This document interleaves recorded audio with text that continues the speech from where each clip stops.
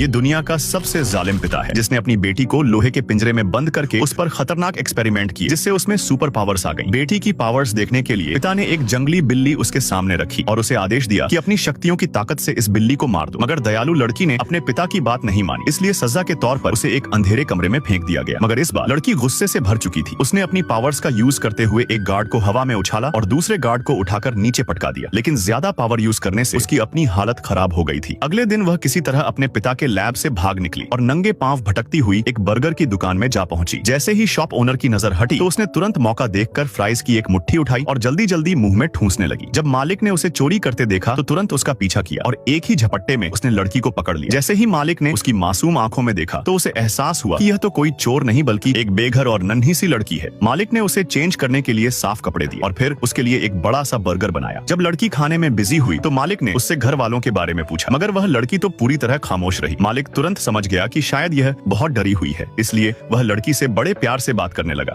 तभी अचानक उसकी नजर लड़की की बॉडी पर बने 011 के टैटू पर पड़ी। लड़की का नाम 11 था। मालिक ने यह सोचकर चुपचाप पुलिस को कॉल कर दी कि शायद इस लड़की को घर पर टॉर्चर किया गया है, जिससे भागकर यह यहाँ आई है। तभी अचानक रेस्टोरेंट का इलेक्ट्रिक फैन खराब होकर जोर जोर से भनभनाने लगा। जब 11 ने गुस्से से फैन को घूरा तो वह तुरंत रुक गया। 11 ने दुकान में मौजूद हर चीज पर अपनी शक्तियां आजमाने की कोशिश की। आज उसे जीवन में पहली बार मजेदार आइसक्रीम चखने को मिली। तभी दरवाजे पर दस्तक हुई। मालिक को अंदाजा नहीं था कि पुलिस इतनी जल्दी पहुंच जाएगी। जैसे ही लड़की ने बाहर पुलिस को देखा तो वह डर गई, क्योंकि शहर के सभी पुलिस वाले तो उसके पिता के अंडर ही काम करते हैं। जैसे ही वह अंदर आए तो 11 घबराकर भागने लगी। उसके बाहर निकलने से पहले ही सबने पिस्टल तान कर उसे घेर लिया। जब उसका पिता वहां पहुंचा तो देखा कि 11 उसके सभी साथियों को मारकर वहां से भाग चुकी है। उसी रात जब कुछ लड़कों ने 11 को अकेले वीरान जंगल में भटकते हुए देखा तो उसे अपने घर ले आए। जब 11 ने उन्हें अपनी कहानी सुनाई तो सबने उसे यकीन दिलाया कि वे किसी को भी इस बारे में नहीं बताएंगे। मगर अब आर्मी फोर्सेज ने पूरे शहर को अपने घेरे में ले लिया था। उन सबका एक ही मकसद था, 11 को पकड़